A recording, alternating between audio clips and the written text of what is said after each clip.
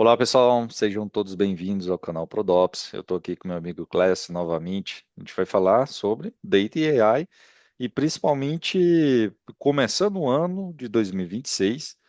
Eu já estou datando o programa, mas porque é muito do momento. Realmente nós estamos vivendo uma transição e a gente vai dar uma visão sobre como foi 2025 e 25 e o passado em geral, mas a coisa está muito rápida agora, principalmente como foi 2025, o que é que a gente pode inferir que vai acontecer e ser em 2026. E aí eu queria até começar o tema central desse nosso papo aqui, já puxar aqui o Clécio para falar sobre isso. O que eu percebi no ano passado ficou muito claro, já vinha muito forte, mas o inimigo principal desse momento, quando a gente fala de AI, é a ansiedade que as pessoas têm para onde a coisa vai. Então, tem um lado ali, tem um grupo de guerrilha na internet falando que existe a bolha de AI. Eu já gravei aqui no canal, eu expliquei os motivos macro, então vão aqui, eu vou deixar um link aqui no comentário para vocês assistirem o que eu explico lá, mas em grande resumo de tudo que eu falei lá no vídeo, foi o seguinte: uma bolha, o que caracteriza uma bolha é que quando ela estoura, o status quo volta ao que era antes, ou a abordagem que aquela bolha representava, ela deixa de existir ou não é a linha central, como aconteceu em todas as bolhas do passado. O grande problema do AI, mesmo que tenha uma crise financeira, o que eu acho muito difícil, o que, na minha opinião, vai, vai diminuir essa escalada de dinheiro em algum momento, sempre diminui, mas nunca volta ao passado. Então não é uma bolha, porque não tem status quo diferente do daqui para frente. É daqui para frente, é outra realidade. Então tem esse grupo da bolha, que todo mundo torcendo que dê tudo errado para se voltar como se fazia antes. Esqueçam, gente, nada vai voltar como era antes. Então aquele tiro que foi dado não volta para o cano da arma. É um tiro aqui muito forte. E eu vou colocar aqui na edição, vocês estão assistindo, vão ver um trecho de um tweet aqui do Andrés Carpati. É um cara com super currículo, vocês vão ver no link dele aí, super currículo. E ele falando aqui, vou tentar, eu estou vendo aqui o Twitter no monitor do lado, vou só pegar o comecinho aqui. Nunca me senti tão atrasado como um programador. A profissão está passando por uma reformulação drástica, já que as contribuições do programador estão cada vez mais escassas, é, Esparsas, né? estão espaçadas, sei lá, como é que a gente traduz isso. Mas, enfim, é, se um cara que tem um currículo desse, que já atua na área e no tema específico de que está causando essa disrupção, está tão ansioso assim, ou seja, ele está muito preocupado com como é que vai ser no futuro. Eu fico imaginando o Juninho, você que é júnior, está assistindo agora, fazendo mestrado, fazendo faculdade, como é que tudo que você está aprendendo não vai servir para nada, já que tem um grupo também ali dizendo que desenvolvedor vai desaparecer. Então, e só antes de passar a palavra aqui para o Clécio da visão dele, eu fui numa feira agora, acho que foi em novembro ou foi dezembro, não, ou outubro ou novembro, eu vou pegar a data aqui e colocar na descrição também. Foi uma feira de AI que teve aqui no Brasil. E uma coisa que eu reparei, uma feira grande, com muitos expositores, então iFood, muita gente estava lá. E uma coisa que eu reparei, eu olhando os estandes, deu uma panorâmica, zerou o jogo.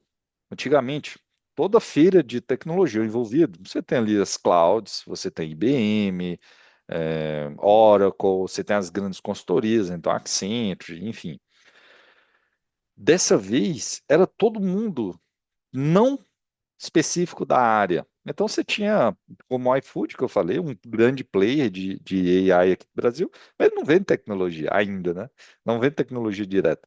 E essas empresas que vendiam tecnologia direta, um bando de startup e um bando de empresa nova, desconhecida, não conhecia nenhuma dos stands menores. As clouds, nenhuma com stand, as três tradicionais, apenas propaganda de alguns produtos da AWS compondo stand com algum parceiro. Se eu não me engano, só a AWS estava com. E o único destaque de grande que tinha alguma certa presença lá era a IBM, porque a IBM já trabalhou o Watson de inteligência artificial há muitos anos, há uma década pelo menos. Então, faz sentido até ter aparecido lá. Mas aquilo me causou assim uma confirmação de que zerou o jogo. Todo mundo está igual. Tinha muita gente na frente em determinados campos, que era o guia e a liderança para onde a gente deve ir. Só que GenAI veio e olha, todo mundo agora zerou, todo mundo tem a capacidade de concorrer contra os grandes, contra a AWS, etc. Então, o que é que você vê nessa questão, Clenis? Não, eu concordo também com essa visão. Acho que a gente estava falando aqui antes do começo aqui da gravação, né? Que o momento que a gente está hoje é mais ou menos semelhante como no mobile, né? Que a gente tem uma coisa muito grande acontecendo, que a gente sabe que vai ser grande, mas não sabe o quanto que vai ser grande. E aí, obviamente, você tem, para quem acompanha Twitter ou rede social, enfim, né? LinkedIn principalmente, você vai ter essas duas pontas do espectro, né? Desse AI Doomer, né? Então, ou seja, tudo vai acabar e é isso, não pode ter AI. E do outro lado, você tem esse hiper esse hiperaceleracionismo, né? Então que você tem tudo é o hype, tudo é AI. Então, mas eu acho que esse espectro, eu acho que ele aumentou agora, né? Então vai ter muitas aplicações muito novas, mas ao mesmo tempo vai ter muita coisa legada que vai ter que ter suporte ali, você vai ter que evoluir, muita indústria que não pode se jogar de cabeça aí no GenAI, né? Então eu concordo. E aí, obviamente, a verdade está entre esses dois extremos, né? Mas, e aí, indo para o final que você falou, eu tenho a mesma sensação também, né? Que nada vai voltar, essa questão do engenheiro de software, do cara, aquele agente biológico ali no middleware entre a solução e o problema que coda, isso não vai voltar mais. E eu tenho essa mesma percepção, até eu lembro de uma frase do Ayrton Senna que alguém usou no deck da Sequoia, né, da Sequoia Capital, que é um grande fundo de VC, né, que ele fala, né, você não pode ultrapassar 15 carros num dia ensolarado, mas você pode ultrapassar quando está chovendo, né? Então, eu acho que essa questão, acho que agora todo o terreno, digamos assim, meio que foi terraformado, né? Então teve uma terraplanagem ali. E agora, obviamente, é questão do que estudar, o que estudar, qual vai ser a direção que o mundo vai agora, né? Então, acho que não é nem ter essa ansiedade, né? Porque existe uma quantidade não tão óbvia de aplicações de processos que precisam de engenharia de software, né? De produto, enfim. E que o campo agora, ele teve uma terraplanagem ali, entendeu? Obviamente tem questões, por exemplo, esses laboratórios de fronteira, né? Então, esses Frontier Labs, né? Então, OpenAI, Anthropic, vai ser muito difícil, mas a gente está falando aqui para os outros 99%, né? Que é a sua empresa ali, que você está fazendo uma aplicação pequena ali, então que você pode explorar um pouco mais o potencial de dados ali para sua solução, né? Então, com um pouco ali de investimento. Então, acho que essa é a forma que eu vejo assim, inicialmente, né? Não, perfeito. Eu vou comentar sobre essa questão do mobile, porque eu vivi isso lá atrás e tem um pouco disso. Quando Android foi criado, porque quando o iOS foi criado, assim, beleza, todo mundo tem um iPhone, mas e aqui no Brasil, principalmente, a iPhone era liderança, então era cargos de diretoria que não é operacional. Então, o público consumidor não estava forte, era uma coisa muito de, porra, eu tenho um celular maneiro aqui que faz muita coisa. Nem sei o que, mas faz muita coisa. Mas quando o Android surgiu, que deu aquela popularizada, muita empresa grande no começo falou, ou deu de ombros, ou falou que aquilo era modinha, que o que importa é desenvolvimento web, que é o que está crescendo agora, que era o que estava crescendo ali em 2010, 2011, tanto que em 2010 para 2011 praticamente nascem todos os frameworks de JavaScript daquela época, como Angular, Backbone, etc. Todos nascem naquele período porque estava se consolidando que banco era na web, todas essas aplicações e-commerce, etc., era na web, apesar de que banco fazia aqueles applet nessa época ainda, aquelas formas de tentar controlar o acesso. Só que corta a cena, foi muito rápido, cerca de 2 anos aproximadamente, todo banco teve que partir para o Android, teve que ter uma versão mobile. Então, 2013, se eu não me engano, foi 2013, que a antiga Kaelo, né, que hoje é só o Grupo Alura, ela fez acho que foi o único, o Mobile Conf, não sei se você lembra dessa época, acho que foi 2013. Porque estava chamando, era o ano assim que todo mundo já estava fazendo o seu app. todo mundo precisava fazer seu app, então todos os bancos estavam fazendo, etc. Então foi muito rápido. 2010, olha, ou foi 2011 que o Android chegou no Brasil, mais ou menos por aí, então os primeiros celulares. 2013 todo mundo já tinha que ter seu app, foi muito, muito rápido. E teve um impacto muito grande, porque criou cargos que não existiam, desenvolvedor iOS. Cara, do nada surgiu um cargo que ganhava muito bem, era provavelmente o engenheiro mais bem pago dessa época, era o desenvolvedor iOS, que era bastante raro, pouca gente tinha experiência com isso, e criou-se um mercado gigante muito rápido. Hoje, praticamente todo mundo tem app, então quem está se especializado em consultoria, etc., vendendo serviço de app, hoje é um mercado super reduzido, porque todo mundo já tem, virou um mercado de sustentação, bem comoditizado ali. Só que quando eu olho para o GenAI, minha impressão é o seguinte: não é que veio rápido em 2 anos, é que ele lançou o Transformer em 2019, foi Foi 2019? 17, 17, 17? Bom, 17 isso. ChatGPT, quando ele surge, provoca uma corrida assim, monstruosa. Então, se eu plotasse isso visualmente, eu acho que a magnitude do que eu imagino que foi a representação do ChatGPT, eu estou citando o principal porque é o que realmente chamou a atenção, é o que sai no Fantástico, né? Quando estoura a bolha e vai para o público leigo e todo mundo começa a usar, é o que realmente atrai.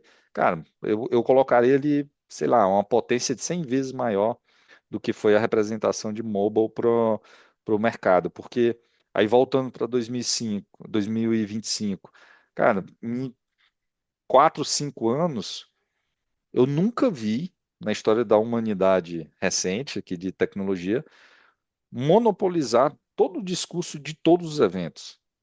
Então, quando eu olhar atrás, pô, mobile começou a monopolizar ali, 30% das palestras já eram sobre Android, sobre desenvolvimento sobre a iOS, etc. Então, lá atrás, sempre uma tecnologia surgia, ela dava uma monopolizada no discurso. Cara, os eventos aqui no Brasil, e aí é um ponto que eu vou puxar aí contigo, aqui no Brasil, praticamente 90%, chutando um número baixo para errar com pouca margem, dos eventos tinha AI no tema. Impressionante, não importa se era ágil, produto, tecnologia principalmente. Então, com raríssimas exceções, você não tinha um evento que era majoritário falar de AI. E é engraçado que eu falando com alguns amigos na Europa, me parece ser muito um fenômeno nos Estados Unidos, Latam que segue Estados Unidos, mercado relevante de Latam que segue os Estados Unidos, e um pouco dos asiáticos. E na Europa parece que não tem esse frenesi. Você que vive na Europa, como é que você vê isso lá? Não, hoje realmente não existe esse. Obviamente, existe uma. A maior preocupação que existe hoje é mais no aspecto regulatório, né, de como que essas tecnologias, principalmente na parte de consumer, né? A parte de corporate, acho que ainda. Acho que existem algumas legislações, né? Então, como a GDPR, né, que é a lei de proteção que a gente tem, né, que está aí desde 2018. Existem efeitos e feedbacks mistos, né, em relação à aplicabilidade, né? Mas hoje na Europa a gente está um pouco atrás em relação até mesmo ao que acontece hoje, por exemplo, na América como um todo. Eu falo América do Norte, América Latina, América Central, né, em termos de adoção para consumer. É, mas por conta da questão regulatória, né? Porque o legislador ainda está tentando entender quais são os efeitos, não somente em termos do consumidor, mas em termos de proteção de lei de ordem, proteção de democracia. Obviamente, a Europa não é um estado totalmente centralizado, né? São 27 entes ali que têm culturas diferentes, por aí vai. Então, o processo de adoção ou de entrar numa tecnologia, ela naturalmente demora mais. O que eu sei que está acontecendo hoje, isso é fato, é que o fluxo de capital hoje, ele está indo ou para os Estados Unidos, né, eu falo da Europa, né? Ou o investidor europeu hoje, ou ele está investindo nos Estados Unidos, ou ele não está investindo por si só na Europa. Com exceção da Suíça, que eles têm uma forma peculiar deles de operar, mas hoje na Europa a gente está um pouco, está em nível de paridade ali com o Brasil, né? Mas é muito mais uma questão regulatória e, obviamente, a questão de onde o capital vai também, né? Não, e o engraçado é o seguinte, eu até vi hoje um landscape, eu estava procurando um landscape atualizado de 2025, de AI. E aí eu achei um post aqui que eu nem me lembrava de 2018, mostrando landscape só de Israel. De AI em Israel 2018, obviamente não existia ainda GenAI, né? Transforma tinha sido acabado de publicar. E é impressionante a quantidade, não vou ter fácil aqui, eu vi de manhã, é impressionante a quantidade de startups que já tinha em Israel em 2018 de AI. E ainda era um nicho muito específico, né? Quando a gente veio para o Brasil, tinha muita empresa, porque quando eu trabalhei no fundo também antes de vir para a Accenture, eu entrevistei muita empresa de AI, tinha muita empresa de AI, só que toda empresa agora é de AI. Então, todas as startups, aqui no Brasil principalmente, e eu vejo que os fundos estão procurando muito isso, tem que ter Powered by AI, no mínimo.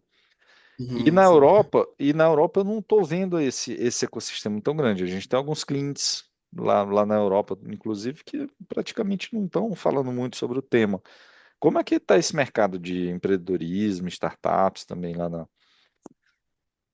A gente, eu tenho algumas pessoas na minha rede, assim, a gente participa muito de alguns grupos, assim, de ecossistemas de startup e tudo mais. Existem várias, depende muito do segmento. Hoje, o que está bastante em alta hoje é a parte de defense tech, né? Então, de defesa, né? Então, tem algumas startups ali especializadas na parte de drone, reconhecimento acústico. Então, o fluxo de capital está migrando ali por uma questão por causa da guerra em si, né? E para tudo que não é, digamos assim, na parte de defesa, aí vai muito se você está linkado, por exemplo, em uma empresa grande, como as grandes montadoras, por exemplo, como a Audi, como a Porsche, como a Mercedes, enfim, que eles têm laboratórios específicos, ou na parte industrial, que é você tem a Bosch, tem a Siemens, e por aí vai, né? Então, as iniciativas estão muito concentradas em termos de fluxo de capital, né? Está muito nessas empresas grandes, e obviamente existem, e aí, dependendo do segmento, você tem algumas empresas que elas querem tentar abocanhar, o que eu falo de 15, o 15% offset, né? Então você quer buscar aqueles primeiros 15% de produtividade ou de receita que você vai tirar com AI na frente de todo mundo, tentar capturar isso o mais rápido possível, e tem alguém que não, e tem empresas que não acreditam nisso. Então isso é muito real, assim, de empresas que até mesmo se recusam a usar mesmo, enfim. Então, existe um divisionismo muito grande assim, em termos de aplicação, né, e de qual vai ser o dividendo final de AI hoje, né, então na Europa em si. Com exceção da Suíça, óbvio que a Suíça eles têm todo um outro mercado, eles operam de uma outra maneira, mas na Europa ainda existe essa questão de entendimento dos efeitos aí de segunda, terceira ordem e todo o aspecto regulatório também que deixa o ambiente mais difícil para você conseguir operar. Então, eu dou um exemplo concreto aqui. Então, vamos supor que eu quero fazer um wrapper, por exemplo, um SaaS aqui, que eu opero usando o modelo generativo da OpenAI, por exemplo, a API da OpenAI.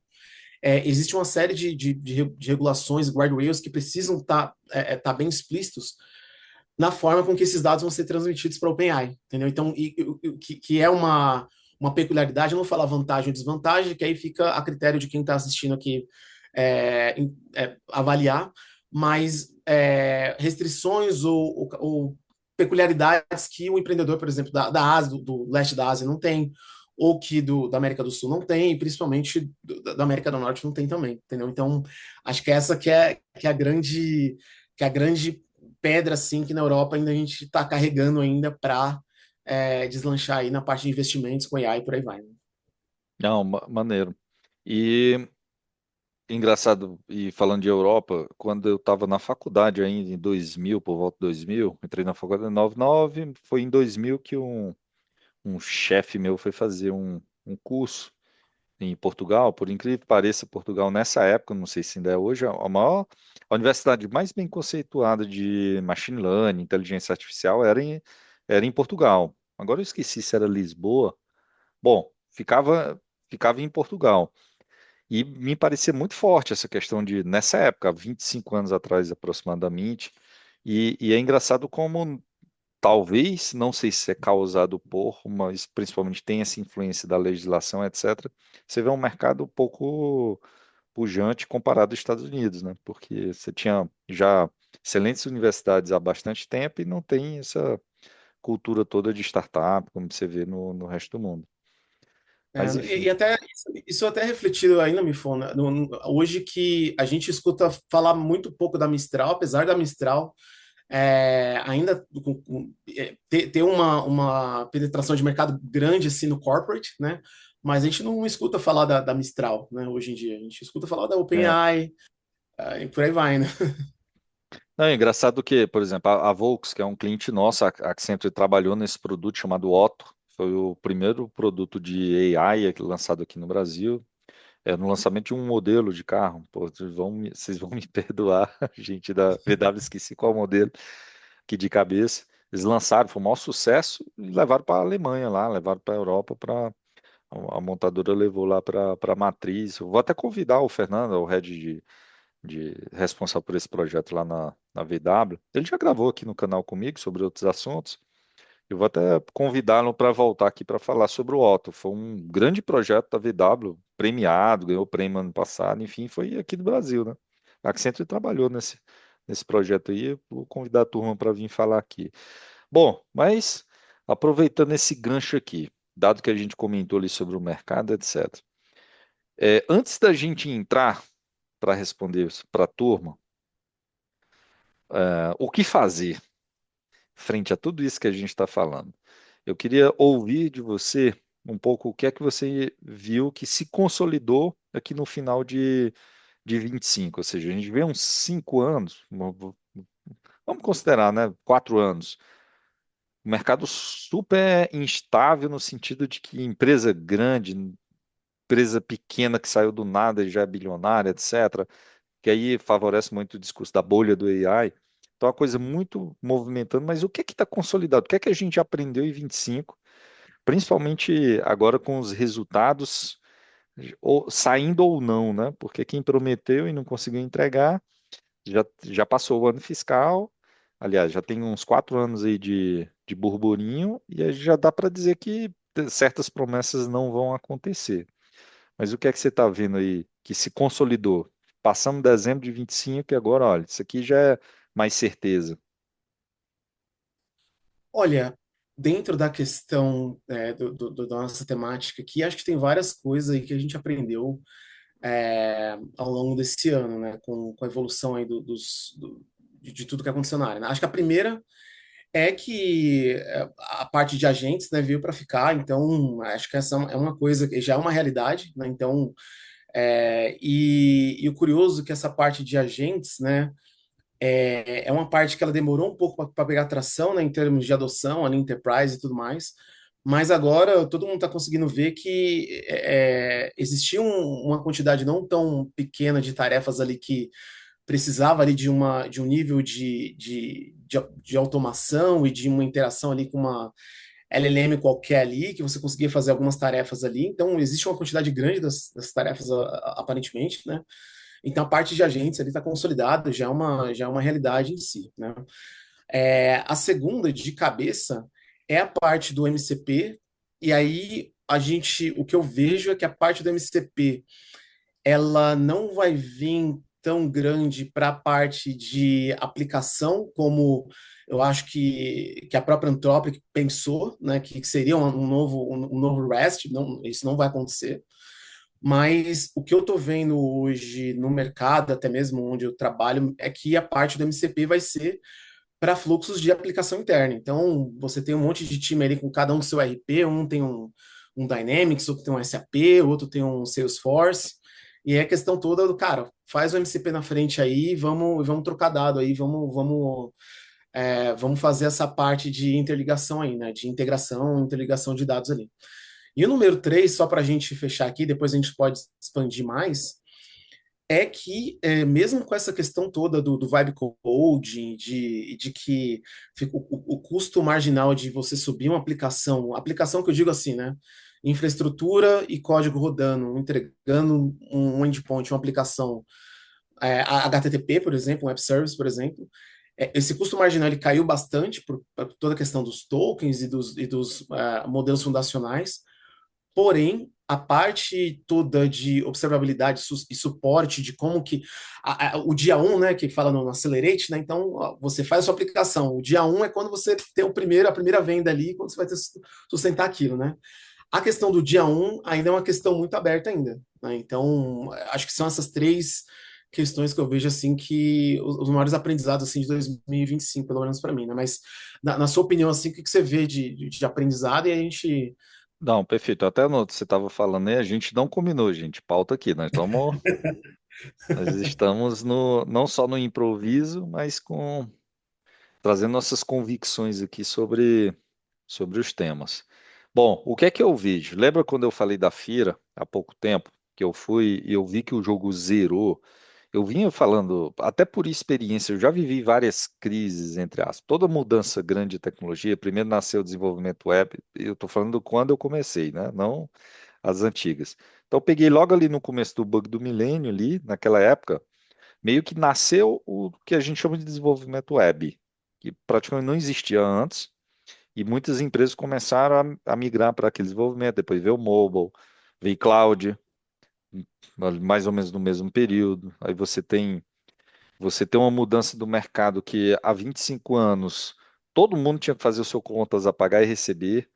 Hoje não faz o menor sentido, porque há 20 anos aproximadamente os ERPs, ou ERP, como você queira chamar, eles se consolidaram, então não faz sentido você ter o seu back-office implementado, você vai comprar ou alugar alguma coisa para fazer isso, o que diminui drasticamente a necessidade de novo código.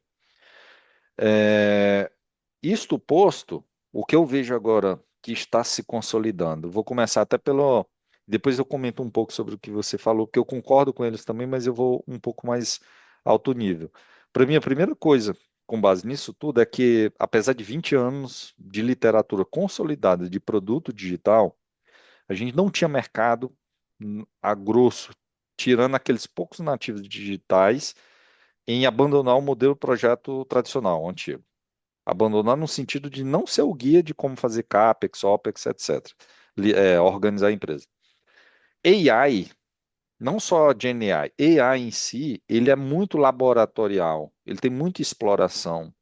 Então ele tem um discovery constante. Não discovery de UX como é tradicional, de entender como o cliente quer consumir, mas o discovery de exploração de dados, que está lá intrinsecamente dentro da área. Então, sair do modelo projeto para produto, que é o que eu venho falando nos últimos 6 anos aqui no canal e nos cursos, etc., trabalhando no conceito de ProDops, esse é o início da necessidade de ProDops e produto em geral. Então, por que é que muito projeto eu acredito que vai falhar? O pessoal está fazendo projeto de um ano e meio, como se faz tradicional, e vai entregar esse ROI. Desculpa, não vai ter ROI em projeto de um ano. Porque AI é a vida da empresa. Os dados, eles vão contando narrativas conforme o tempo vai passando, outros projetos entram, etc. É um dos pilares mais complexos que a gente tem para trabalhar. E não existe AI sem dados. Então, não vai ter projeto longo, vão ser sempre iniciativas agora, cada vez mais experimentar o time que constrói, o time que opera. Então, um time de dados, seja que formato for, fazendo um trabalho.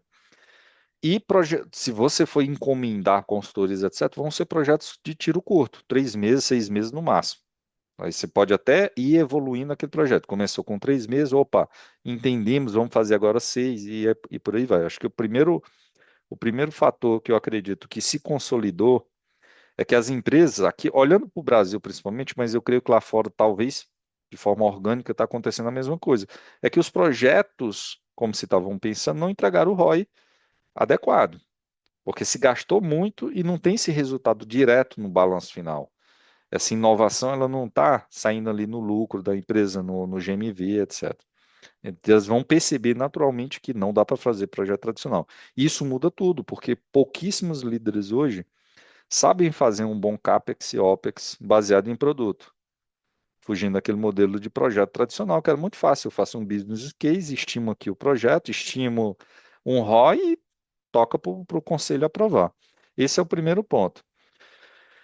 Bom, segundo ponto, que eu vejo se consolidando, lembra daquelas empresas que eu falei lá atrás, Aham. né, que zerou o jogo? O que é que eu acredito? Eu falo muito nos cursos aqui pro pessoal, e eu vivi muito isso por várias crises, como eu falei. Eu sempre separo em qualquer momento como esse que você tem um mercado 991. Então, qualquer inovação foi com blockchain, etc. 99% das empresas vão virar vapor. Isso trazendo muito a experiência do mundo de startup, que é de 10 sobra uma, quando você tem sucesso é de 10 sobra uma.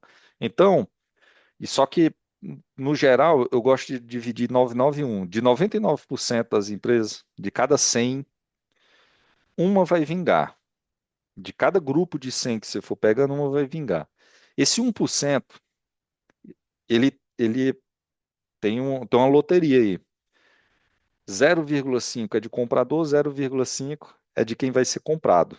Então tem muito amigo que pergunta, porra, eu recebi uma boa proposta aqui para ir para uma startup de AI, salário está atrativo, mas estão me prometendo ali venda futura, vesting, alguma coisa assim. Cara, sim, olhando para o mercado agora, você tem 1% que vai dar certo. Meio é quem vai comprar a sua empresa e outro meio é se essa empresa que você está indo vai comprar as outras, que aí ela vai se consolidar, vai ficar grande, você vai ganhar um bom dinheiro, ela vai ficar grande. Então, analisa em que lado que ela está. Mas 99% vão virar paçoca. Então, eu acho que esse ponto agora de empresas zerou tudo, todas as empresas estão entrando. O que é que eu quero simplificar agora com isso que eu falei? Cara, no fim vão ficar 4, 5.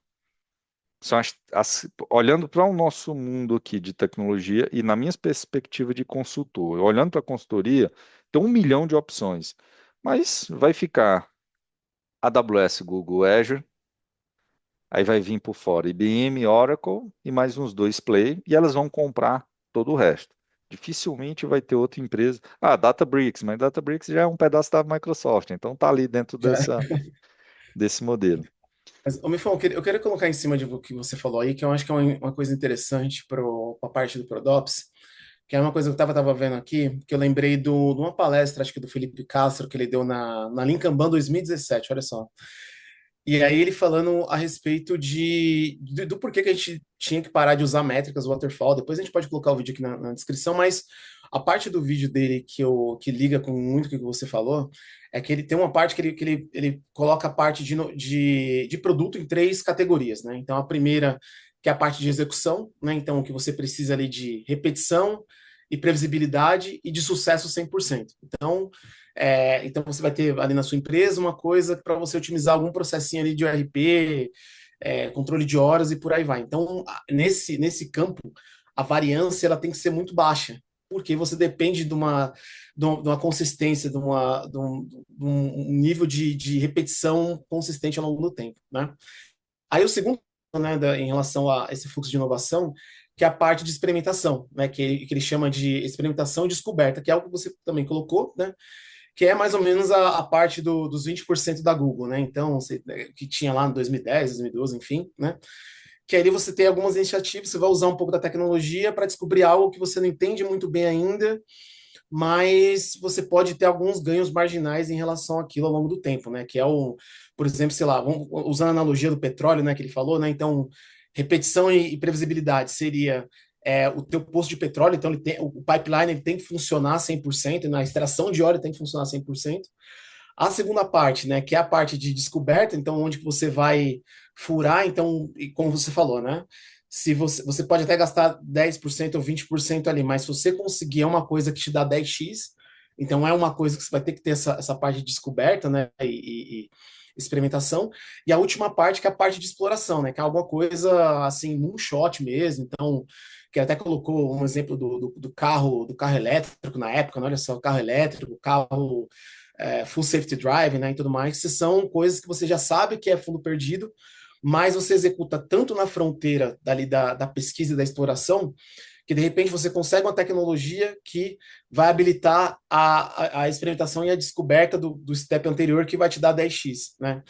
Então o que eu vejo é que está tudo nivelado hoje, fora desses Frontier Labs e das grandes clouds públicas, é que cada pessoa, cada empresa hoje, ela pode pensar nos seus dados internos, nos seus processos internos, para tentar achar aquela parte ali do experimentação e descoberta ou da pesquisa e exploração de fato, né? Não, perfeito. E eu queria até aproveitar para comentar esses dois pontos ali, dois dos três pontos que você falou, que me geraram dúvidas, e eu queria ouvir sua opinião.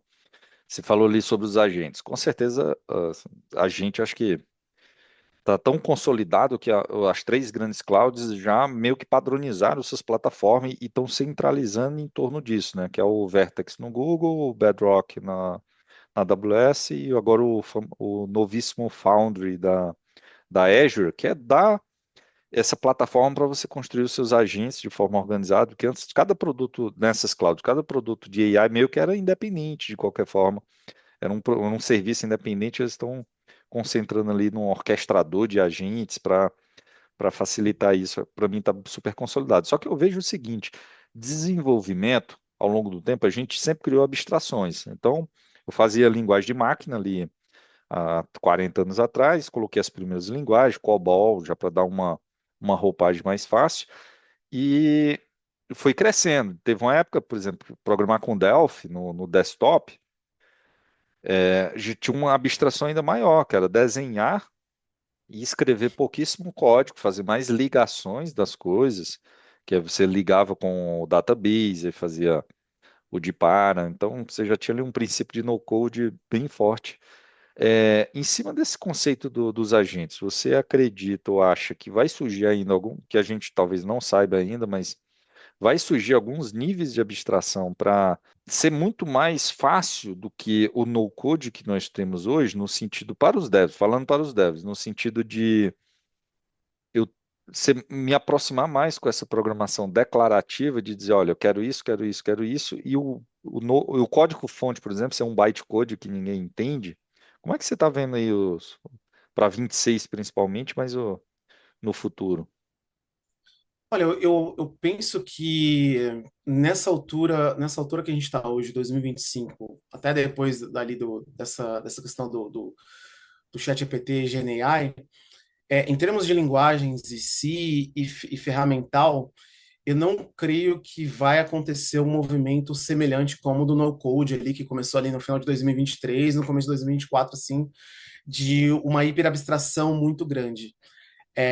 Porque no final do dia, tanto esses Frontier Labs e todos esses SDKs e por aí vai, eles vão precisar ali do programador. Obviamente você tem, por exemplo, a Lovable, você tem a Replit, que você consegue, como não desenvolvedor, subir aplicações ou criar aplicações por si só, né? Mas quando a gente vai para a parte mais corporate ou alguma coisa SaaS corporativo e por aí vai, ainda eu vejo que o nível de abstração hoje a gente tá num sweet spot ideal, a gente está no ponto de balanço ideal. E eu vejo que toda a questão do vibe coding hoje, ela não vou dizer que ela enterrou o no-code, mas ela tirou muito do holofote do que seria a visão do no-code para fora, porque hoje você consegue ali fazer um prompt, né, com uma LLM, por exemplo, e você isso consegue explicar aquilo, e obviamente você como operador, ou você que está construindo aquela aplicação, seu background técnico, você termina de fazer aquilo, você não vai passar somente um prompt para o cara que vai dar o suporte para sua aplicação, se você precisar escalar e por aí vai. Você vai pegar aquele código seu e você vai continuar ali para frente. Então, respondendo a sua pergunta de forma direta, eu penso que nós estamos hoje num sweet spot, ali, a gente está no ponto ideal de abstração. Eu não vejo a Replit ou a Lovable ou algumas outras empresas indo para uma coisa mais direcionada para o no-code. Acho que o Vibe Code ainda tem um futuro muito grande ainda, né? Usando o código como interface. Não, perfeito. Sinceramente, eu tenho mixed feelings sobre isso. Eu não tenho opinião formada, gente. Vamos precisar aguardar os próximos 18 meses aí para entender onde vai. E muito em cima da. Aliás, vou comentar logo, porque é outra coisa aqui que eu quero falar sobre o MCP tem a ver com isso. Então, quando você fala ali do MCP, me gera algumas dúvidas também para onde vai, pelo seguinte: quando eu olho para as três clouds principais, elas estão investindo muito em AI. Em 2025 foi absurda a quantidade de de inovações e produtos, serviços que eles estão lançando e detalhes dentro do serviço. Então, imagino que 26 vai crescer muito também. Quando eu olho para a parte de Data Engineer, Azure e GCP estava até um pouco mais avançado do que a AWS, mas é impressionante como esse mundo de AI e forçou a AWS também a crescer muito na parte de Data Eng. Tanto é que quando eu vou montar uma pipeline hoje, praticamente se eu usar só ferramenta caseira, quase eu não preciso codar nada, fazer aqueles jobs Spark com código Python, sei lá o que a galera fazia, porque tem muito glue, não só o serviço, mas tem muito glue code já prontinho ali, não só open source que você pode copiar, mas já fornecido pela própria AWS, ali pelo próprio player. Por isso que eu te fiz essa pergunta por agentes, porque quando eu olho para a Data Ing hoje, cara, eu não vou nem citar a UTML, porque eu vou focar em engenharia de dados aqui. É tão fácil hoje eu programar uma pipeline de dados, eu montar ali um data lake, etc., com uma ferramenta nativa de cloud, e focando em AWS aqui para citar exemplos de plugar um glue, extraindo de um banco de dados no on-prem, joga para o S3, formata, é, usa o scan, que eu sempre esqueço o nome da ferramenta, mas enfim, que faz o scan lá, gera o catálogo, joga no catálogo, aí já gera, transforma para colunar, você pluga o Redshift com Spectrum, não sei o quê.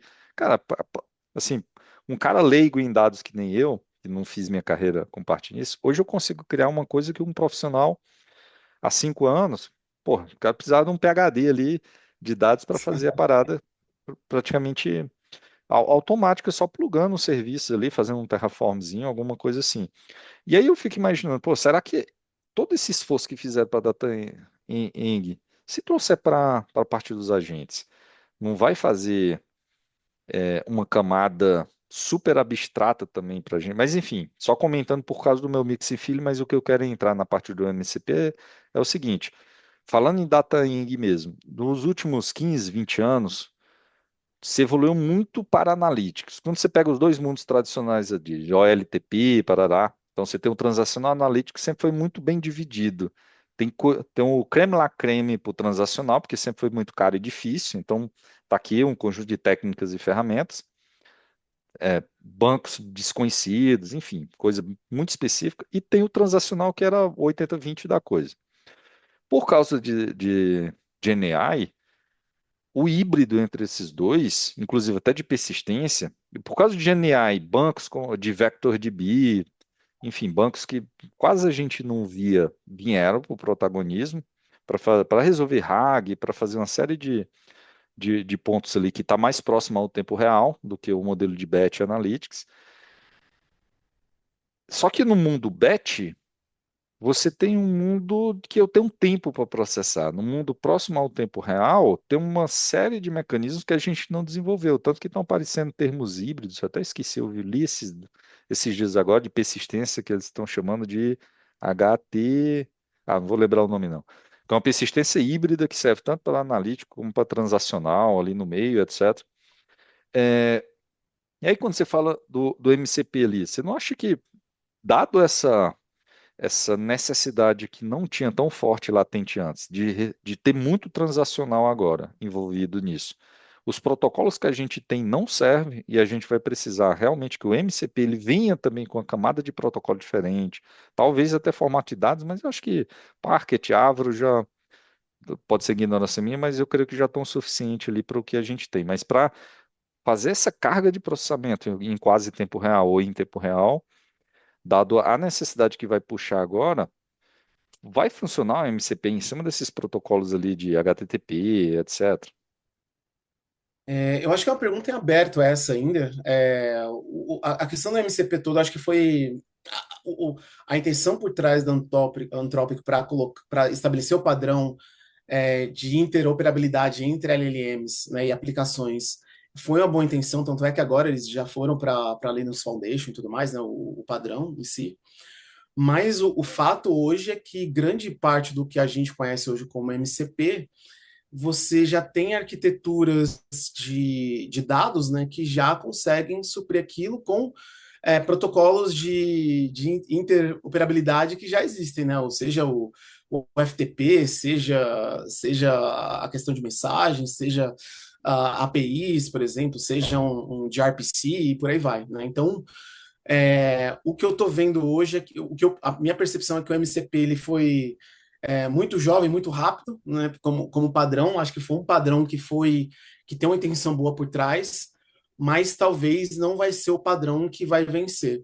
O que eu vejo do MCP hoje é que o MCP talvez ele sirva para muitos casos específicos de, como eu falei para você, de alguns que eu já vi que estão tendo dividendos já claros, que é cara, eu tenho meu RP, eu tenho o meu sistema de mensageria, eu tenho o meu sistema de logística, eu tenho o meu sistema XYZ, independente, né?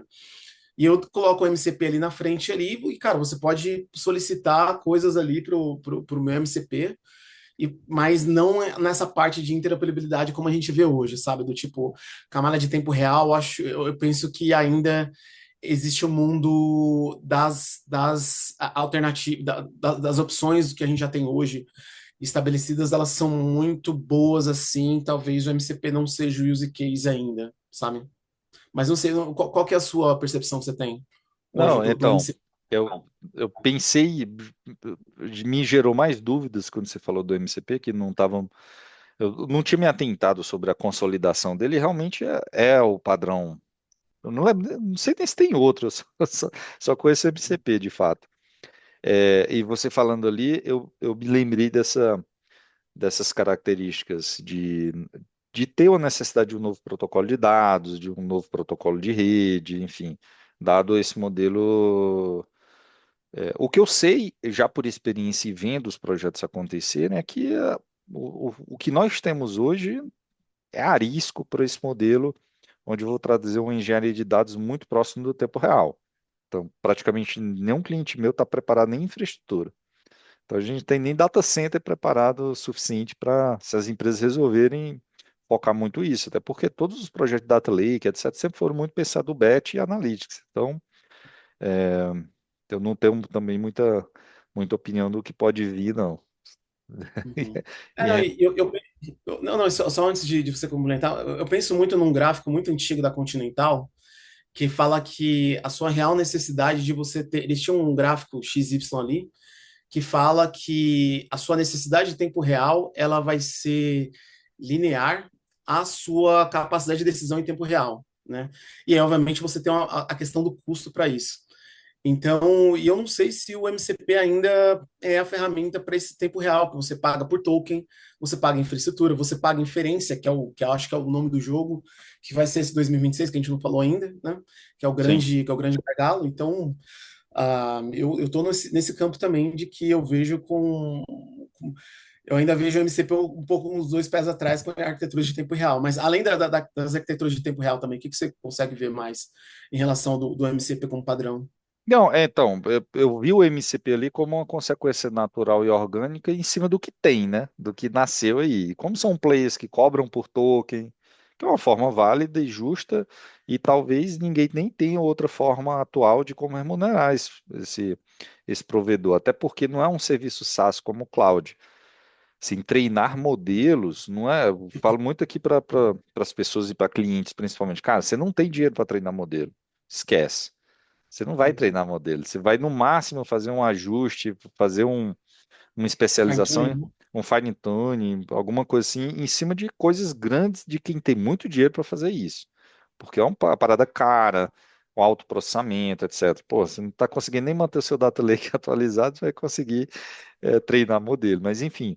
É como você falou, o MCP está muito ancorado nesse modelo que, inclusive, é de cobrança, porque é um modelo pensado de como essas empresas vão fornecer SaaS, no fim das contas, e fornecer Uhum. serviço, e o serviço como eu vou remunerar. Eu não, é muito caro isso hoje. É muito caro esse formato, é muito difícil você ter um como propósito geral. Mas, enfim, é o que a gente tem, eu não consigo nem pensar em outro formato diferente. Eu penso assim, né? Eu vejo hoje a questão do MCP e tomara que eu esteja errado quando a gente gravar esse próximo vídeo em 2 de janeiro de 2027, mas toda a discussão eu vejo é mais ou menos como como taxista pedindo para você fazer turismo na cidade, entendeu? Então, é o cara que ele vai cobrar ali por corrida, entendeu? E o cara ele vai ter um incentivo para você fazer mais corridas ali dentro da cidade, entendeu?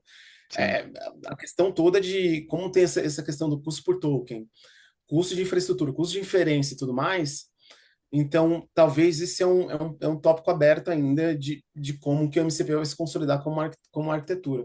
Eu não vejo que vai ser o padrão final hoje, mas e eu acho que vai ser use cases assim de cauda longa, entendeu? Se algumas empresas têm algumas dificuldades de integração de times internos, você vai lá, põe um MCP e tá tudo correto, tá tudo certo lá, entendeu? Mas não vai ser uma coisa que vai ser full corporate, sabe? Como o REST ou como o de RPC, por exemplo, né? Não, perfeito. Bom, eu queria entrar, dado isso tudo que a gente falou, talvez a gente até mais confundiu quem está assistindo. Vamos sentar o tema então. Entrei em 26. Independente do nível de que eu tenho no AI, por exemplo, qual é a recomendação que a gente vai dar?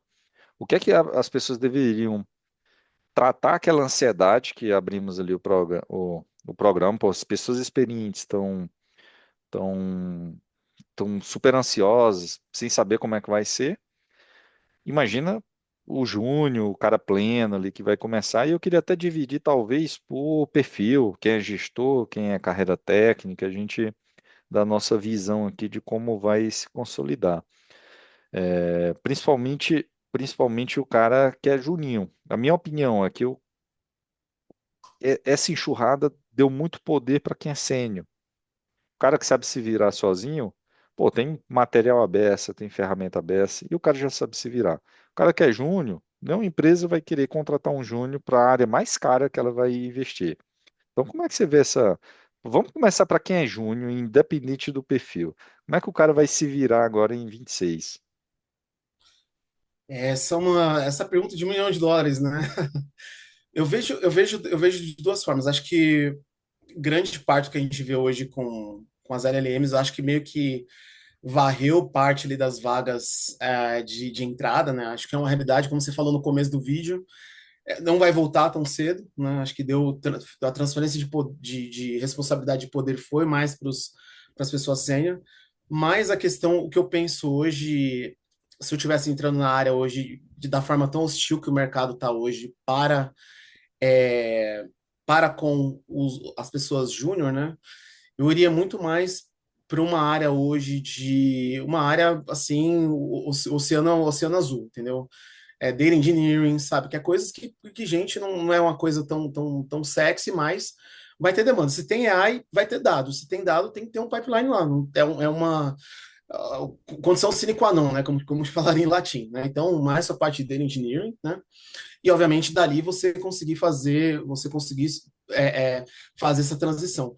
O que eu sempre penso é que quem consegue trabalhar como data engineering, né, na trincheira, fazendo as coisas acontecerem, e fazer essa transição, seja para um engenheiro de machine learning, ou um engenheiro de back-end, ou um cientista de dados, por exemplo, é uma transição muito mais simples e você vai conseguir fazer essa transição com muito mais autonomia, por exemplo, do que o contrário, do que, puxa, eu sou um cientista de dados, só que aquela análise que eu fazia agora virou commodity, porque o cara joga um dado ali na LLM, gasta ali uns tokens ali, o cara tem a mesma resposta que eu daria em uma semana, por exemplo, entendeu? Então eu vejo muito nessa parte assim de começar na parte de engenharia de dados, entendeu? E óbvio, nunca abandonar assim os fundamentos, né? Eu acho que hoje é muito simples. Todo mundo fala assim, não, vamos partir para AI e deep learning, por aí vai, mas a questão toda é que eu penso muito mais nessa parte de, ao invés de ser quem vai cavar o ouro, né? Eu penso muito mais na parte de estar do lado de quem vai vender pá, né? Então, data engineering, você tem dado, vai ter, vai ter que ter pipeline de uma certa forma. Infraestrutura nunca vai acabar. Todo mundo falava que infraestrutura ia acabar quando veio a cloud, mas a verdade aumentou muito mais ainda, né? O DevOps, a gente tem hoje cargos DevOps, por aí vai, MLOps, por aí vai. E o terceiro, reliability. Não tem engenharia de confiança. Então não adianta a gente ter a gente se não vai, se essa aplicação não vai funcionar, né? Então, mas eu queria escutar do seu lado aí, o que que você acha, por exemplo, de como que vai ser para quem está começando, né? Não, perfeito. E então, eu me fiz essa pergunta. Isso que eu estou fazendo é meio que retórico, porque eu me fiz essa pergunta no ano passado. Eu não tenho o seu passado de dados e engenheiro de dados, eu sempre fui muito mais desenvolvimento e tive uma carreira ali de DevOps também, carreira que eu digo ainda mais como gestor. As iniciativas de dados foi como gestor na minha carreira, nunca foi como engenheiro. Então, não tem um passado de implementar grandes estruturas de dados, e eu percebi isso que você está falando, assim, não existe AI sem dado, principalmente para treinar, para fazer o fine tuning, não existe. Então, é uma necessidade muito forte. O que é que eu montei a skin the game? Na minha perspectiva, eu sou consultor. Hoje, né? Eu sou consultor, então eu atendo as empresas. O que é que eu montei? Cara, eu preciso de Data AI, eu preciso ter uma expertise que eu tenho na engenharia tradicional. Então, entender esse novo mundo. Qual a forma mais rápida e fácil de eu ganhar um expertise nisso sem ficar maluco com, com tanta disponibilidade? Eu peguei as três clouds principais, que eu sei que eles vão investir muito dinheiro, né, nisso. Eu até ignorei Oracle, IBM, etc. Enfim, por questão de escolha, você não pode ter tudo. Então, peguei as três principais que são que eu trabalho. Selecionei todas as certificações de Data e AI. Então, eu vou até colocar um link aqui da planilha que eu montei, vou disponibilizar. Já disponibilizei aberto e tal, para quem quer seguir o mesmo processo. E eu resolvi fazer o seguinte: eu vou fazer as certificações básicas de AI primeiro, e aí é uma recomendação para quem é gestor que estiver assistindo. É muito bom. Se você estuda para uma das três provas, da AWS, Azure ou Google, a Foundation, porque as Foundation sempre foi para líder, para gestor. A mesma a Cloud Foundation, ali, de cloud em geral, é conhecimento geral sobre a rede, etc. Menos ferramenta e mais conhecimento sobre o conceito. E a de AI, especificamente, para esse momento que nós estamos vivendo, ela quebrou um pouco essa barreira. Não é só para o gestor, é para o técnico também agora. Porque tem muito conceito. Se eu sou desenvolvedor, meu passado foi de engenheiro de software. É, esse mundo de data e AI tem muito conceito que eu não tive experiência, por mais que eu li. Não é diferente você ter experiência e você ter feito mão da massa e só ter lido alguma coisa, etc. Então, ela é fundamental. As três, elas são a mesma prova. Eu fiz as três em uma semana praticamente. Eu estudei e quando eu fui estudando os conteúdos, cara, é o mesmo, até porque é o mesmo conteúdo, assim. Claro que tem uns 20% de cada prova, 10 a 20%, que pergunta sobre a ferramenta daquela cloud para aquela execução. Então, se você fizer uma tabelinha com o nome de cada ferramenta das três, o que cada um se compete, cara, você passa nas três provas muito fácil. Eu acho que só a AWS pesou mais a mão na ferramenta. Com uns de 30 a 40% da prova veio ferramenta. O resto é puramente conceitual. Quando usar dados, modelos supervisionados ou não supervisionados, o que era RAG, enfim. Foi realmente sobre. Eu recomendo muito, foi isso que eu fiz. E intercalado, então eu fiz as três foundations já. Estou estudando para as duas professional, que não é bem professional. A da Azure é um associate, mas para mim é uma professional, porque é um assunto que não é, é novo para mim. E a recém-lançada para a AWS, que eu joguei lá para final de março, etc. Então, estou estudando e me preparando para essas duas. Entre as básicas de AI e as professional, eu estou fazendo as de data, para entender o data engineer por trás, que eu acho muito importante consolidar a visão. Tanto que eu estou aprendendo sobre uma AWS que eu não conhecia. Eu já fiz a da GCP, já fiz a da Azure, e eu estou estudando para a AWS. Eu já tinha trabalhado um pouco com dados no Google, principalmente, e um pouquinho em Azure. Mas coisa muito boba de fazer de fazer muito mais integração de Kafka, ou seja, um event-based, numa mensageria com o Data Lake, etc. Nada muito sofisticado. E eu conheci muito pouco de AWS. Cara, é impressionante como ser guiado pelo estudo das certificações me deu ali um norte e um direcional do que estudar. Então, essa é a trajetória que eu estou fazendo, guiado ali pelas certificações dessas três. Coloquei a da Databricks para fazer no futuro, porque é um player considerável aqui no Brasil, principalmente, está crescendo bastante, o escritório deles crescendo bastante aqui, e é uma das ferramentas de dados mais antiga e consolidada que tem, né? Então, esse é o guia. Eu estou abstraindo todo o resto. Aí você tem uma comunidade gigante de N8N, aí tem outra comunidade gigante de outros agentes, etc. Não dá para ter LangChain, tudo. por aí vai. LangChain, não dá para ter tudo. Então, eu estou focando na minha perspectiva, que eu sou consultor e eu dependo dessas três clouds, por exemplo, que é o que os meus clientes usam. Como é que seria o entendimento desse conteúdo dentro dos serviços delas? E aí o resto vai vir no futuro. Eu penso, mas eu acho que é interessante, é uma estratégia de aprendizado que eu fazia, quando eu comecei minha carreira com dados, eu fazia muito isso, mais no sentido de currículos. Então, na época já tinha o MIT OpenCourseWare, né? Que é aquela ferramenta de cursos da MIT. E tinha algumas universidades que eles deixavam os currículos de verão, ou de inverno das turmas de Machine Learning, Data Science. Eu fazia mais ou menos como você fazia, que é praticamente você triangula conhecimento geral das três ferramentas e fala assim, então, Data Processing. Então, se fala nas três principais, então é a parte que você tem que dominar ali e você consolida o seu conhecimento via triangulação ali, e obviamente você tem uma camada do básico que você vai saber logo de antemão, né? Ao invés de você cair numa selva de conteúdos e de agendas de vendas, que as pessoas querem vender as coisas. Então, acho que é interessante também essa triangulação entre as clouds. É uma estratégia bem, bem interessante. Não, perfeito. E você me lembrou algo que eu esqueci de comentar. Eu geralmente eu faço isso. Eu olho as capabilities. Os landscapes são muito bons para isso, porque como eles dividem por capabilities e posicionam as ferramentas, por mais que uma ferramenta está em duas capabilities, ajuda muito isso. Ah,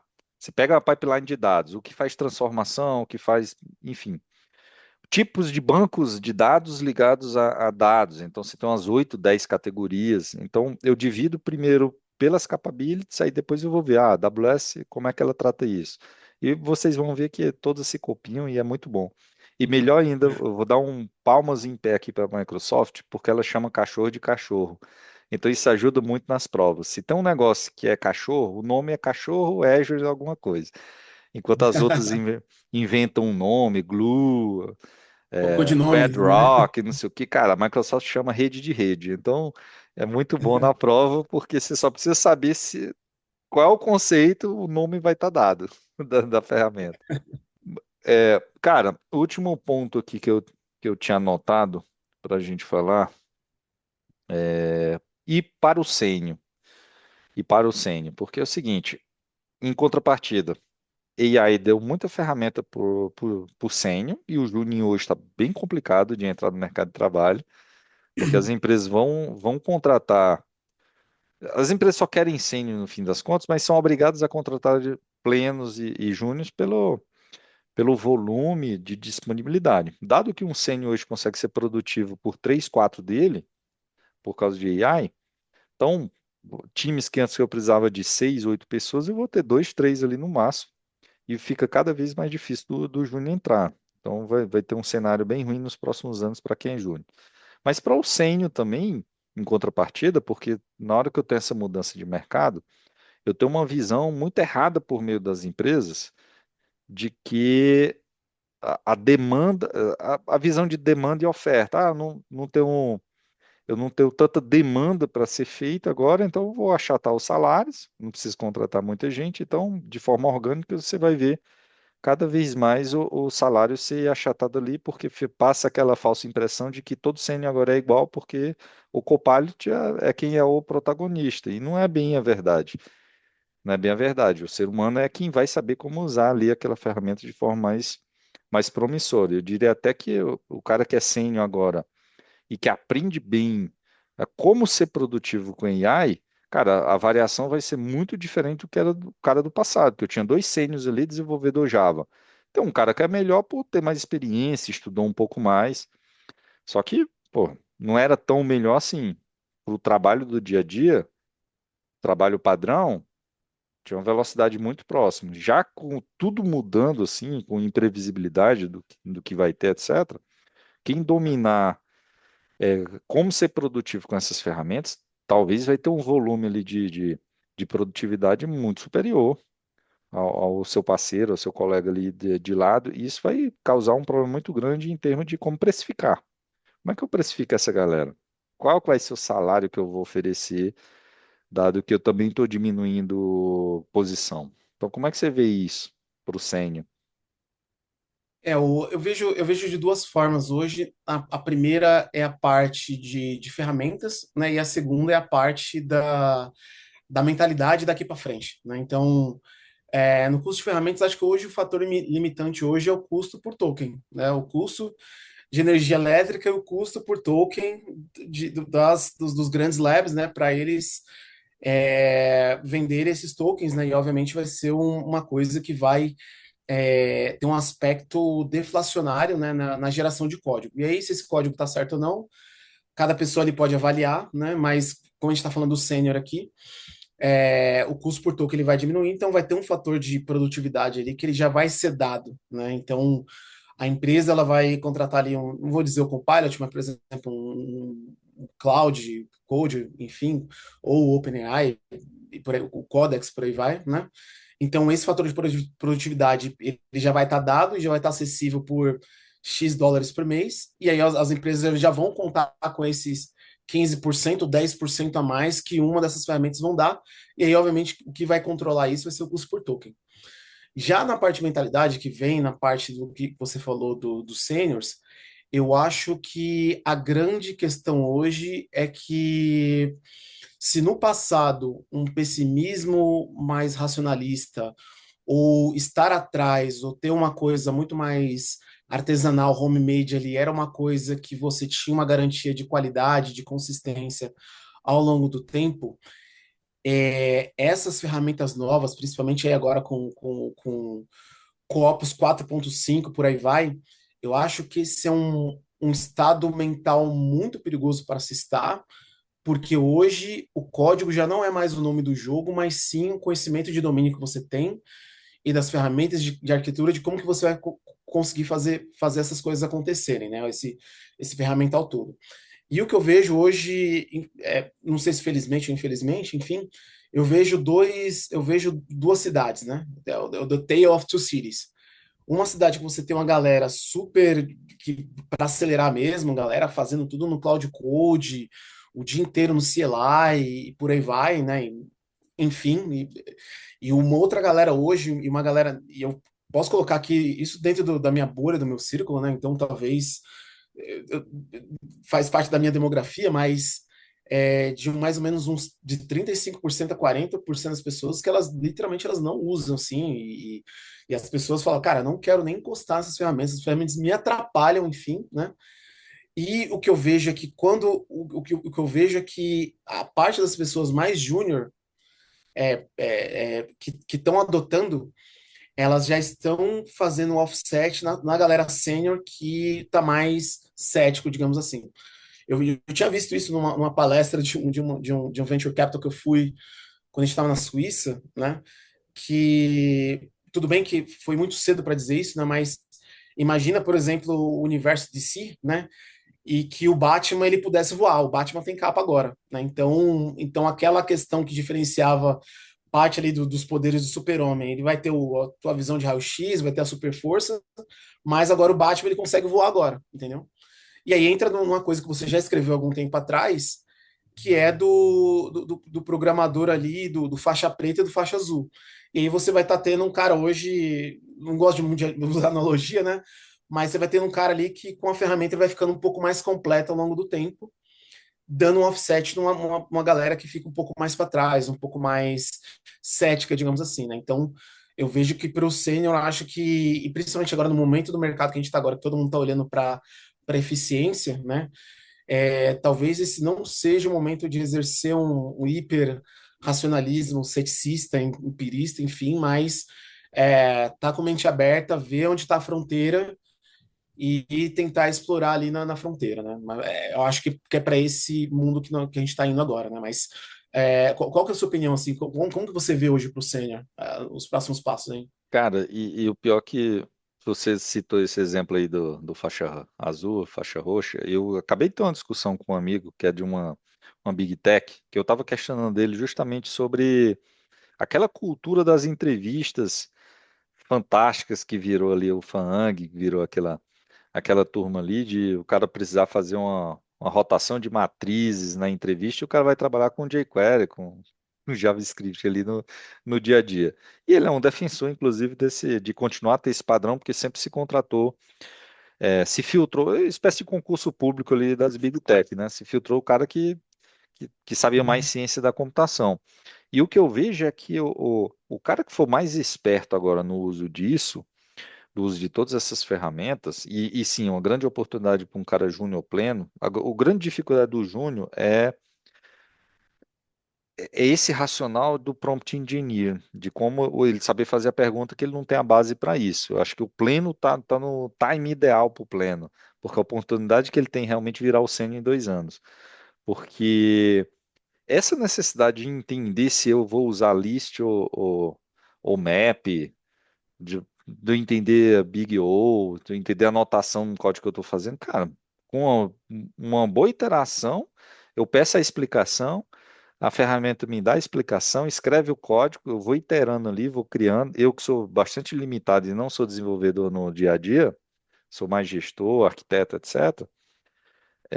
Cara, eu não consigo mais trabalhar sem uma ferramenta como essa. E muito de ir aprendendo o conceito mesmo, ou relembrando outras coisas. Que antes de pedir o código, eu pergunto, por exemplo, eu estava estudando hoje aqui para a prova de Data Engineer da AWS, e antes de me dar o código aqui de como gera um CloudFormation para plugar aqui a lambda na fila, me explica conceitualmente aí. Antes eu peço toda a explicação, não é só porque eu estou estudando para a prova, né, especificamente, mas quando eu estou desenvolvendo um código também para valer de verdade, eu vou pedindo para ele primeiro explique o conceito, até para eu uhum, entender como ele classifica, porque na hora que ele classificar e me explicar, eu sei como ele vai projetar o código com base naquele entendimento que a ferramenta já tem ali. E usando aqui entendimento como humano, mas no sentido de classificação que ela já tem de quais são os conceitos. Então, eu vejo hoje um cara pleno com uma super oportunidade. O cara sênior, que ele tem toda essa abstração, pô, se ele aprender realmente como dominar ali, ó, a ser produtivo com essas ferramentas, até economizando os tokens, como você falou, de ser mais assertivo. Eu não vou perguntar um código que eu sei escrever fácil aqui. Então, eu posso fazer aquele setup inicial ali e depois eu vou iterando para não ter que ficar no Google também pesquisando como é que o Nest.js injeta um negócio aqui. Enfim, você fazer o trade-off disso para um sênior hoje, cara, eu acho inadmissível. Se o cara diz, eu não vou nem tocar porque atrapalha o meu código, é porque eu já sei que o racional dele eu não sei usar, eu não sei prompt engineer, não sei usar, eu me recuso a aprender. Esse cara entendo. vai ser disruptado fácil e rápido por esse pleno agora, faixa roxa. Eu até estava falando com esse meu amigo e eu usei essa analogia. Disse, olha, antes você selecionava os melhores engenheiros, porque o cara estava numa lousa, sem ferramenta nenhuma, fazendo ali um trabalho que se vai usar ou não, aí é questionável. Mas agora, com o GenAI, que é obrigatório, se eu for fazer uma entrevista e eu permito e uso o GenAI, é óbvio que o GenAI vai complementar aquele conhecimento que o cara tinha. E eu fazendo essa analogia com o jiu-jitsu, cara, e no próprio jiu-jitsu as pessoas não entendem. Chega um faixa roxa e ele enfileira todos os faixa preta na academia. Mas por quê? O cara é de competição. O cara é profissional, um faixa roxa, campeão mundial, ele enfileira todos os faixa preta de bairro, como eu chamo, né? Os caras que estão ali treinando só esportivamente, aliás, esportivamente não, só lifestyle, o cara tá Essa, só ali curtindo sua vida sem grande pretensão esportiva. Porque é o nível de competição, entrou no profissionalismo. Então, o Copilot da vida, as ferramentas ali, cara, ele me dá esse nível de competição. Ele me dá esse profissionalismo. Então, o cara que tem esse pensamento, ele é um amador. Ele está no nível amadorismo. O cara que tem um pensamento, não vou usar porque vai atrapalhar o meu código. Na verdade, eu não entendi como funciona e eu sou bom, e realmente, geralmente é. mas ele se recusa a aprender e vai ser disruptado. Minha visão é essa. Quem abdicar de se tornar bom engenheiro de prompt, vai ser, mais cedo ou mais tarde, vai ter dificuldade. E me foi em cima disso que você falou, assim, uma das coisas que eu já vi na prática, assim, em alguns lugares que eu já trabalhei assim, é que grande parte da galera ali que estava naquela transição ali, recém, pleno, ou a pessoa que estava 2 ou 3 anos ali como pleno ali, essa galera com conhecimento de negócio que ela tem, sei lá, tá na empresa 2, 3 anos ali como pleno, digamos assim, né? E aí chega essas ferramentas, eu estou falando aqui empiricamente do que eu vi, né, dos lugares que eu já trabalhei já, de triangulando algumas experiências, é que o throughput dessa parte do meio, ele tá tão grande e com a qualidade tão maior em comparação que a gente tinha 5 anos atrás, 6 anos atrás, que essa nova, digamos assim, esse cohort de sênior, que eu chamo de LLM nativos, digamos assim, é uma galera, tudo bem que existe um argumento que você pode falar do ponto de vista cognitivo, mas talvez é uma discussão que é alheia ao que a gente está falando aqui agora, mas o nível de throughput dessa galera, ele é muito maior, com a qualidade muito, muito superior que, a não ser que você for um engenheiro, sei lá, 10x, por exemplo, assim, que é totalmente alérgico a essas ferramentas, é muito difícil de você superar em termos de throughput e quality uma galera ali plena que está vindo hoje no mercado, que está super antenada, se você for um sênior ali que não tá querendo adotar ou tá cético e por aí vai, entendeu? Eu acho que talvez essa galera vai ter um despertar bem rude assim. Não vou falar nos próximos 2, 3 anos, mas ao longo dos próximos anos, assim, que talvez não vai fazer sentido, você uma galera ali meio rainha da Inglaterra ali, entendeu? Na tua empresa ali, só porque seja por uma questão legada, porque aquela pessoa está ali há bastante tempo, né? Quando você tem um cohort de seniors chegando, que é a galera que entrega muito, muito mais rápido, com a qualidade muito maior, e já conhecendo o domínio, né? Sendo essa LLM native, né? Que a gente chama, né? Aí, e você me lembrou o terceiro ponto que eu esqueci de falar naquela hora que eu estava falando sobre os consolidados. Eu fui comentar as suas e esqueci das minhas. Um terceiro ponto que para mim está muito consolidado é o conhecimento de indústria. Isso em outras áreas era valorizado, principalmente em dados também, mas no desenvolvimento era uma coisa meio que passava batido, o conhecimento de indústria. O dev acha que ele consegue trabalhar e até consegue, entre aspas, num nível amador, em financial, em varejo, não importa, ele vai se sair bem com o mesmo, vamos dizer, com a mesma performance. Só que, dado a natureza de data puxado de AI e AI de fine tuning, etc., entender a qualidade do contexto, não é só do dado em si, mas do contexto que está sendo gerado, conhecimento de indústria vai ser muito, muito importante. O cara que está há 20 anos trabalhando aqui numa indústria de farmácia, por exemplo, cara, o GenAI dele, na hora que ele pegar, é o que você falou, um pleno que já está 4 ou 5 anos aqui trabalhando na farmácia Pachequinho aqui, cara, esse cara vai valer ouro, porque ele já conhece ali e ele aprendeu bem GenAI, etc. Ele sabe não só utilizar as ferramentas para desenvolver, mas sabe desenvolver também ferramentas para o negócio. Porra, esse cara vai ser bastante valioso, porque Não, o homem foi, e até nisso que a gente está falando do sênior, né? Talvez indo para outro segmento aqui, ou talvez marginalmente relacionado, é que acho que em termos de aplicações internas mesmo, né, é muito fácil a gente falar em relação de arquitetura de dados, data lake, por aí vai, né? Mas o que eu penso hoje é que a geração de código em si, ela virou um commodity, né? Então essa coisa meio artesanal de escrever o código, acho que isso não existe mais. Eu lembro de um post do Kent Beck que ele falou, né, que 90% das skills dele foram para zero e o restante multiplicou por 10 o valor, né? E aí, dentro disso que você falou, eu vejo que o conhecimento de domínio e os dados é o que vai dar o diferencial para as empresas hoje, né? Que é o grande nome do jogo ok, você tem esses modelos generativos, né? Você tem o Opus, você tem o Codex, você tem o GPT-Mini, por aí vai. Só que o ouro está dentro dos dados da própria empresa, né? Então, e é o que a gente falou anteriormente para o cara júnior, né? Então você não tem que estar cavando ouro, você tem que estar ali vendendo pá, vendendo enxada, né? E os dados acho que vão ser isso, que como que você vai estruturar isso, como que vai ser a sua operação de dados, como que você vai estruturar esses dados para as LLMs, como que vai ser a latência desses dados, como que vai ser a qualidade e por aí vai, que é uma coisa que é uma condição sine qua non para LLMs e modelos de generativos de imagem, por aí vai, né? Então, é simples hoje, e é por isso que eu não gosto muito dessa tese desse AI Doom, né, que tem muita agenda política por trás, que não é o caso aqui, mas que os dados hoje que cada empresa tem valem ouro hoje, entendeu? Você tem o teu conhecimento eu trabalho hoje em logística, por exemplo, né?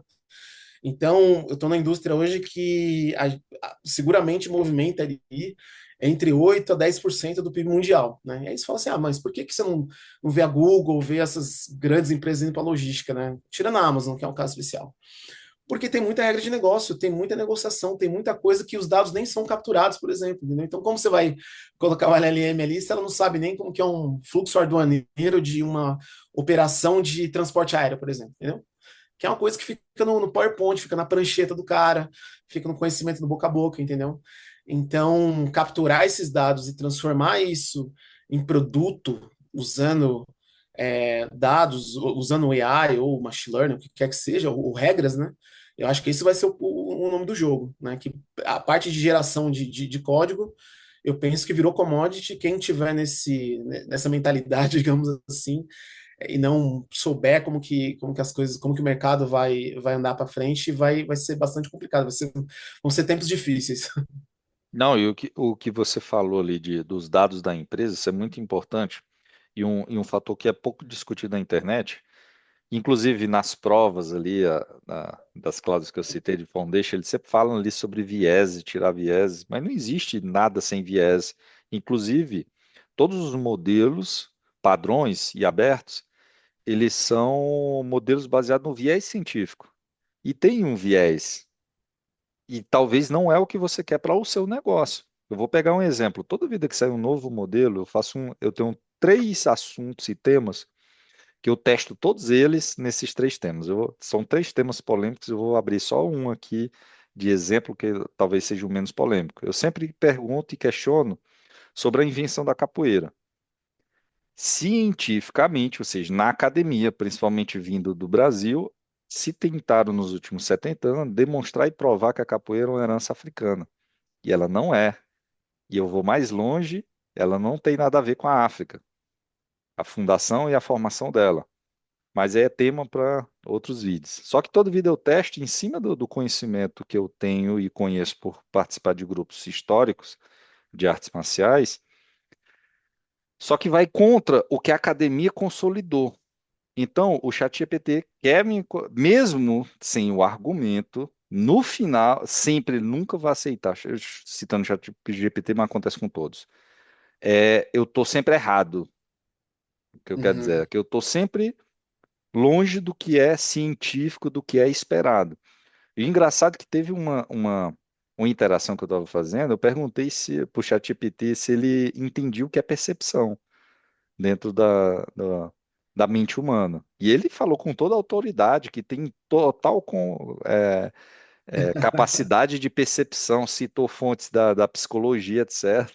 Que para um leigo, cara, passaria que realmente é um ser humano que está ali do outro lado e a gente sabe que é um grande computador com muitas operações matemáticas, não é percepção de verdade, né? Mas, enfim, só para exemplificar que existe esse viés científico, que algo que está consolidado na academia não necessariamente representa a verdade absoluta, até porque pelo modelo científico não existe verdade absoluta, existe o conhecimento transformado em teoria que nós conhecemos hoje.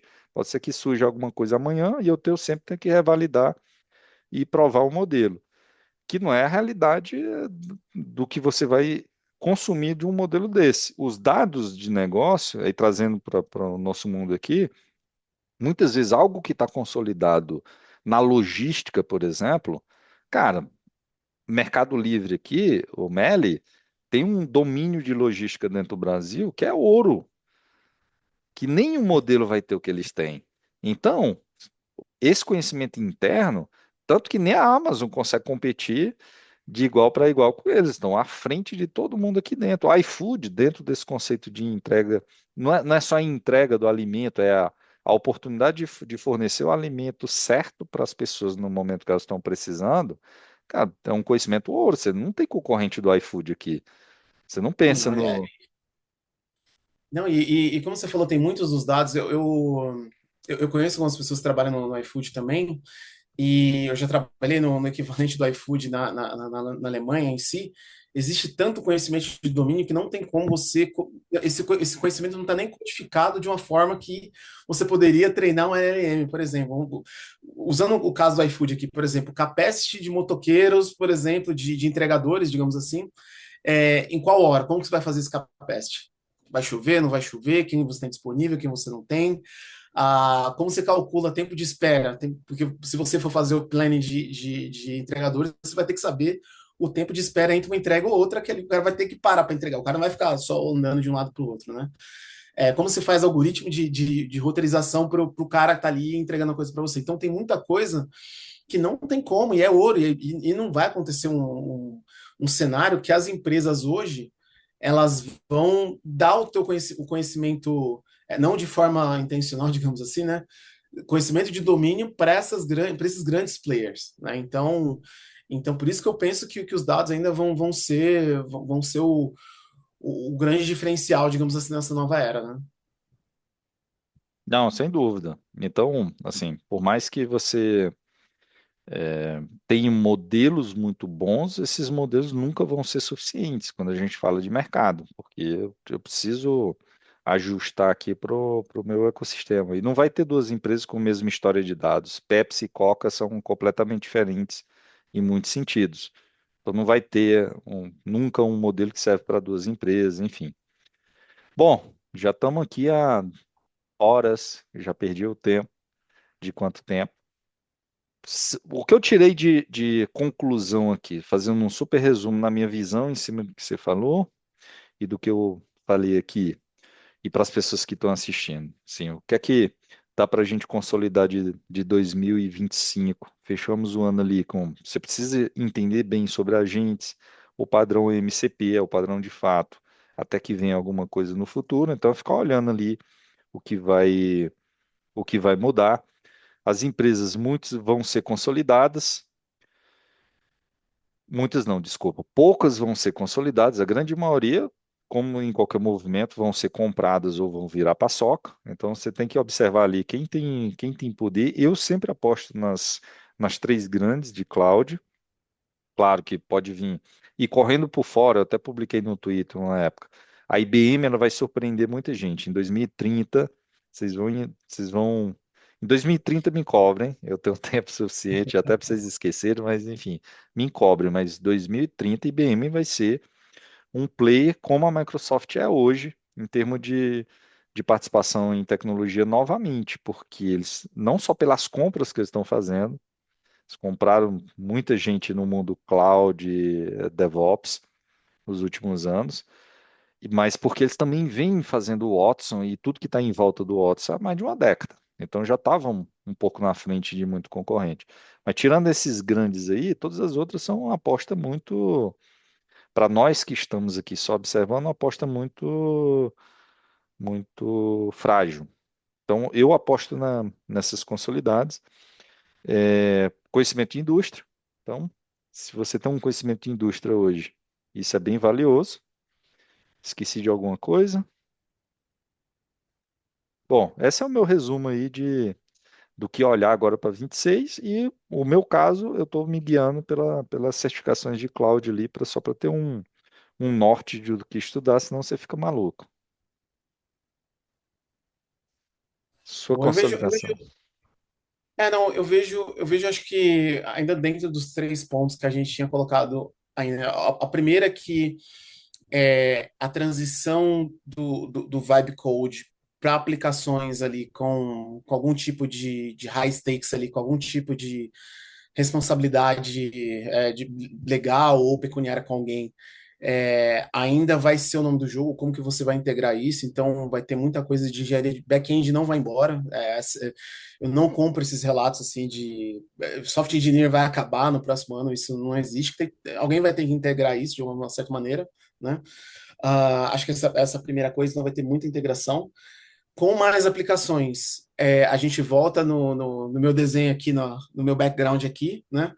Que é a parte de confiabilidade, de você saber que as coisas estão funcionando, quando elas têm que funcionar de forma confiável, né? Como infraestrutura tem que ser, né? Infraestrutura tem que ser que nem o encanamento da sua casa. Você não pode nem pensar. Se você pensou sobre, é que está com problema, né? E reliability não é diferente, né?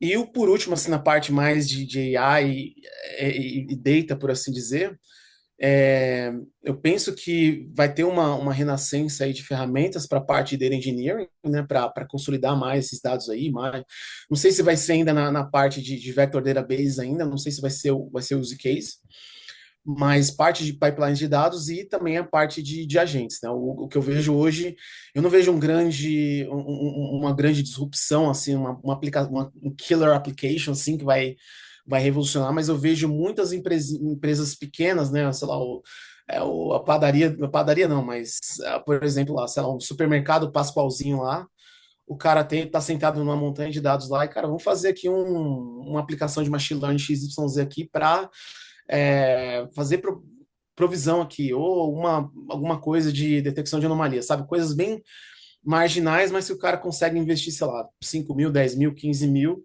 e o cara, ao longo de um ano, conseguiu tirar 30, entendeu? Então, eu vejo que vão ser... Eu ainda não aposto ainda no AGI, do General, eu acredito muito que tem muito caso ainda para esse Narrow ML, né? Que é aquele algoritmozinho de detecção de anomalia numa REST API ali, que alguém pinga ali 10, 15 vezes por segundo ali, que gera um dividendo assim, de negócio, digamos assim, né? 10, 20 vezes maior do que aquilo que foi colocado, né? Não, perfeito. Bom, pessoal, obrigado aí quem ficou até o final, o guerreiro que conseguiu assistir tudo.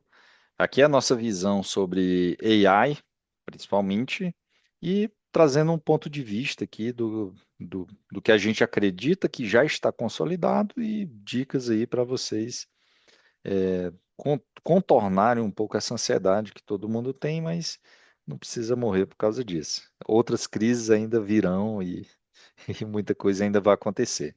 Então, até o próximo vídeo. Valeu, galera.